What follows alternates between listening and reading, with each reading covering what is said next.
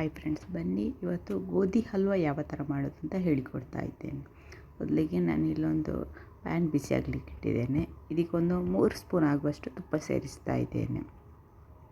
ನೀವು ಬೇಕಿದ್ದರೆ ಕಮ್ಮಿ ತುಪ್ಪ ಬಳಸ್ಕೊಳ್ಬೋದು. ತುಪ್ಪ ಬಿಸಿ ಆದ ಕೂಡಲೇ ಈ ಕಪ್ಪಲ್ಲಿ ನಾನು 1/4 ಕಪ್ ಆಗುವಷ್ಟು ಗೋಧಿ ಹಿಟ್ಟು ಸೇರಿಸ್ತಾ ಇದ್ದೇನೆ.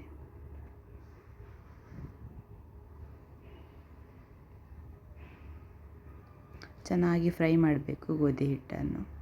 ಗೋಧಿ ಹಿಟ್ಟು ತುಪ್ಪವನ್ನು ಹೀರಿಕೊಳ್ತದೆ. ತುಪ್ಪ ಬೇಕಿದ್ರೆ ಹೆಚ್ಚು ಕಮ್ಮಿ ಹಾಕ್ಕೊಳ್ಬೋದು. ಒಂದು ಘಮ ಬರ್ತದೆ ಅಲ್ಲಿವರೆಗೆ ಫ್ರೈ ಮಾಡಬೇಕು.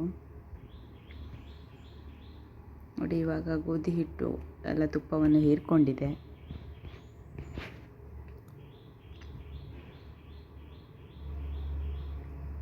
ಘಮ ಬರಲಿಕ್ಕೆ ಸ್ಟಾರ್ಟ್ ಆಗಿದೆ.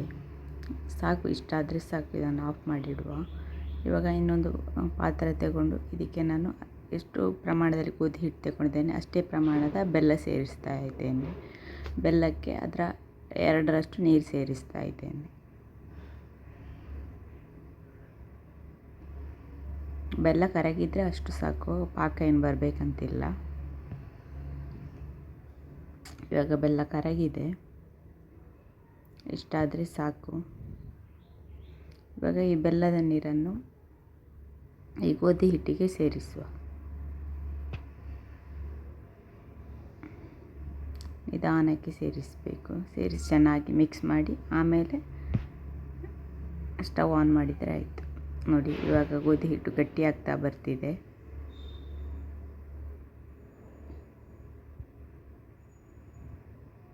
ಸಕ್ಕರೆ ಬೇಕಿದ್ರೆ ಸಹ ಸೇರಿಸ್ಬೋದು.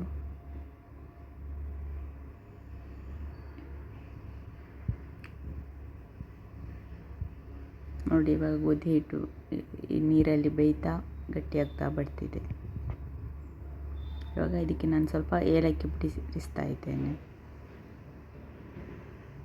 ಚೆನ್ನಾಗಿ ಮಿಕ್ಸ್ ಮಾಡಿಕೊಳ್ಳುವ. ಏಲಕ್ಕಿ ಇದರಲ್ಲಿ ಬೆಂದು ಚೆನ್ನಾಗಿ ಪರಿಮಳ ಬರಬೇಕು ಅನ್ನೋ ಕಾರಣಕ್ಕೋಸ್ಕರ.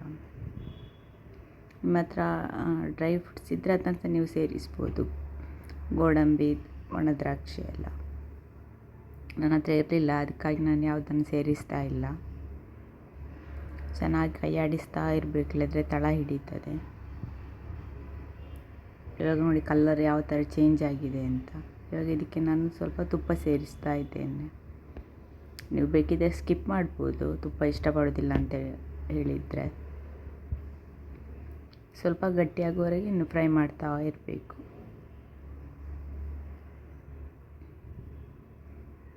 ಗೋಧಿ ಹಿಟ್ಟು ತಳ ಬಿಡಬೇಕು, ಅಲ್ಲಿವರೆಗೆ ಫ್ರೈ ಮಾಡಬೇಕು.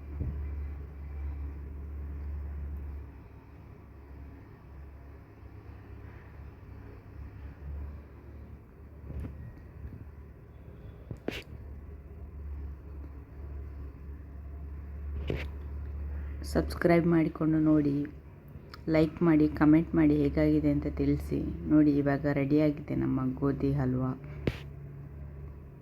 ನೆಂಟರು ಬಂದಾಗ ಬೇಗನೆ ಮಾಡ್ಬೋದು. ನೀವು ಸಹ ಟ್ರೈ ಮಾಡಿ ನೋಡಿ, ಹೇಗಾಗಿದೆ ಅಂತ ಕಮೆಂಟ್ ಮಾಡಿ ತಿಳಿಸಿ. ಪ್ಲೀಸ್ ಸಬ್ಸ್ಕ್ರೈಬ್ ಮಾಡಿ ನನ್ನ ಚಾನಲನ್ನು ನೋಡಿ.